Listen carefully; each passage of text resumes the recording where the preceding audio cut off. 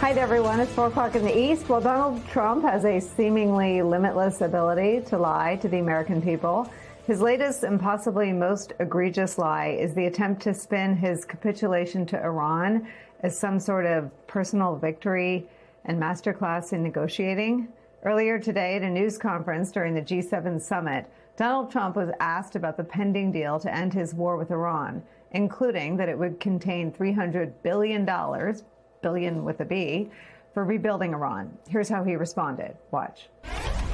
Well, it's been reported that it includes a $300 billion reconstruction fund funded by Gulf allies. That's false? It's false.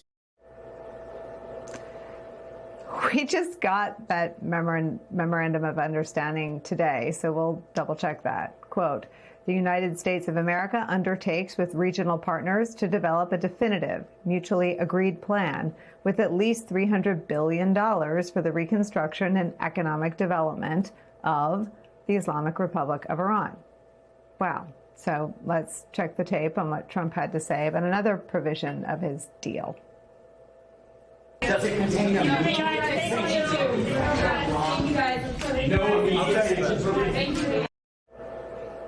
no immediate sanctions relief? That's what he said. But again, here's the memorandum of understanding text. Quote, the United States of America undertakes to terminate all types of sanctions against the Islamic Republic of Iran. So what about Trump's demand that Iran should never have a nuclear weapon? Here's what Donald Trump said about that.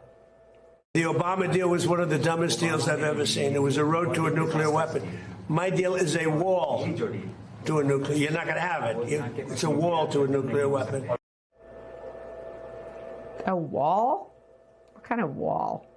Well, here's what Trump's memorandum of understanding says about it. Quote, the United States of America and the Islamic Republic of Iran have agreed to resolve the disposition of the stockpile enriched material pursuant to a mechanism that will be mutually agreed upon pending the final deal.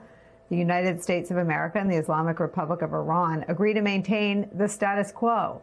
The Islamic Republic of Iran will maintain the current status quo of its nuclear program, and the United States of America will not impose any new sanctions and will not deploy additional forces in the region. Nothing about a wall. And finally, the provision that Donald Trump slammed and attacked and smeared former President Barack Obama over back in 2015, unfreezing Iranian assets. Here's how Trump is handling those now. Quote, the United States of America undertakes to make fully available for use the frozen or restricted funds and assets of the Islamic Republic of Iran. So despite Donald Trump's denials, the reality of the MOU is so bad and so unpalatable, so unspinnable, that even Trump's own sycophantic Republican Party is in open revolt. As one headline from Fox News puts it, quote, Republicans, media rip Trump's secret Iran deal, with the harshest critics calling it a surrender. His former ambassador to the United Nations, Nikki Haley, reacting to Wall Street Journal reporting that the deal would allow Iran to immediately begin selling its oil, posted on social media this, quote, if this is true, Iran wins. There should be zero sanctions relief on day one. Trump's own former vice president, Mike Pence, remember him? He warned this last night. Watch. So, I mean, pretty bluntly, it sounds like you think, from what we know so far, this is a mistake by the Trump administration. Well, it's much bigger than a mistake. My concern is what appears to be leaking out, these immediate concessions, particularly sanctions waivers right out of the gate that would essentially be a lifeline to the Iranian regime. It is worse than a mistake, so says Mike Pence. And if all that is not bad enough, if all that doesn't tell you how bad this is, here's the front page of the Trump-friendly New York Post. Quote, love bomb. Prez says Islamic regime, quote, not radical. His deal showers mullahs with cash and no sanctions. Even Trump's own political party and media apparatus calling BS on his attempt to frame his own capitulation as a deal is where we begin today with some of our favorite reporters and friends. Senior national security reporter David Rohde is here. Also joining us, Paul Rieckhoff. He is the host of the Independent Americans podcast and the founder and CEO of Independent Veterans of America. David Rohde, you first. What were they thinking, I guess, is what I really want to know. I don't know. And it was just startling to me today, the tone the president used in the press conference. All these things he'd said for months. He talked about how American bombing had devastated Iran's regime and even threatened that we were going to drop bombs on their heads. And then later in the press conference, he said, the bombing really didn't do anything. Dropping $1 billion didn't achieve much, so why should we keep doing that? The really valuable thing was the naval blockade we created. And then he said, in terms of missiles, again, at the beginning of the war, Iran should not have any missiles. Its missile industry should be raised from the ground.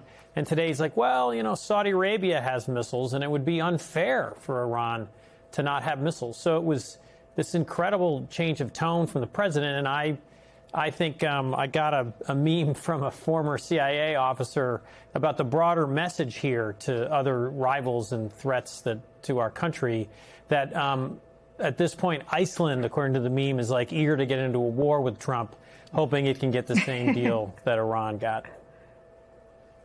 I mean, it's so bad. It's the punchline of jokes being told by the New York Post. I mean, Paul Rieckhoff, I don't understand how we're in a place where this train just sort of rumbles along, obviously off the tracks, obviously with no braking system, obviously with no regard for the 13 men and women of the military who paid with their lives, to leave the United States of America in a weaker position where we are the butt of jokes. Countries want to go to war with us. Yeah, we're all along for the ride on Trump's crazy train of destruction and mayhem. And this is a loser's agreement. This is a surrender. This is a concession. This is awful. This weakens our standing in the world. I think it's a disgrace to the military that's been ramped up for this and told that this is such an existential threat and such an important fight. What does Trump say to the 13 families of the troops that were killed in this operation, the troops that have been wounded? Every single objective that he put forward to the world and to this country has not been met. And the regime is still in place. And now he's acting like they're a group of people that are reasonable and we can negotiate with after they slaughtered their own people. He did this with Putin, too. I mean, the problem here is we have the videotape. We can go back and see his own words. And there's no spinning this or selling this. And I think it's time for Congress and the American people especially to hold him accountable. And keep in mind, he wants to go further. He wants to go hit Cuba. So let's keep this in mind as he starts to ramp up for Cuba, that maybe we should have a War Powers Act before he strikes Cuba instead of afterward like we did in Iran and Venezuela. David Rohde, two-part question. One, what, if any, is the prospect for that? And two, let me just add the new dynamic here, which is that the most blistering attacks are coming from the right in American politics. This is a tweet by a right-wing Washington Post columnist, quote, $300 billion to Iran under any circumstances is a disaster, like offering the Marshall Plan to rebuild Germany while the Nazis were still in power. So we have Mark Deason making the Nazi comparison and telling the Nazi joke about Trump today. Yeah, it's extraordinary, and the whole question though is, and there are Republicans that are pushing back against this, but Senator Lindsey Graham, and maybe I missed another tweet from him, sort of said he talked today with Steve Witkoff, the president's envoy, and he thinks that signing the MOU is like a step in the right direction, and he said he hopes this can all lead to a comprehensive agreement. So I guess I'm skeptical of, Republicans are really going to push back on this. Tom Tillis did push back much more aggressively. But I just want to emphasize, this isn't like we're comparing the Trump nuclear deal with Iran to the Obama nuclear deal. There is no Trump nuclear deal with Iran. There is nothing in this agreement that actually decides anything or restricts or changes Iran's nuclear program. It's literally the language you were reading. The status quo continues with Iran's nuclear program. So I think as time goes by, there'll be more opposition. And then lastly, there's going to be opposition from Israel. I don't know how an Israeli can listen to him joke about, or even a Saudi, frankly, or an Emirati, that it's no big deal if Iran has these missiles when, they can menace the whole region with them. I'm going to bring into our coverage Ian Bremmer. Ian Bremmer is the founder and president of the Eurasia Group, which is a global political risk research and consulting firm, and someone we turn to on momentous days like this. Your reaction? Yeah, it is probably the single biggest foreign policy failure of the Trump administration. Nothing else is even close. He has not been able to achieve any of his war aims. What we saw today was basically undoing some of the damage that was done by the war. So we no longer have active hostilities between the U.S. and Iran. That's good.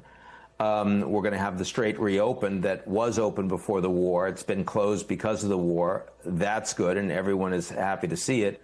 By the way, there's also in the first paragraph of this agreement, it says that there's no more war in Lebanon, but the Israelis are not a signatory, neither is Hezbollah. So the United States doesn't actually have jurisdiction or control over the conflict to make that commitment. So in some ways, it's kind of a stillborn deal to begin with. And I can understand why Trump didn't want the 14 points to be made public. Frankly, it'd be better for him if we still didn't have them. Because now that you're reading through all of it, it's very hard to deny. And the outcomes are, it's better than continuing the war. So, Trump did finally take the off-ramp. He should have taken the off-ramp a month or 2 months ago. The same deal would have been offered to him. The Iranians clearly understood that the United States had no stomach for continuing this fight. And that's, by the way, that's why there's very little reason to believe that they will go ahead for a final agreement that would end up at the level of the JCPOA, the Obama nuclear deal, because if you're Iran and you know the Americans have no fist in their glove ongoing, you're just going to cut deals with the Gulf states and others to charge for access to the Strait going forward. That's the most likely outcome here.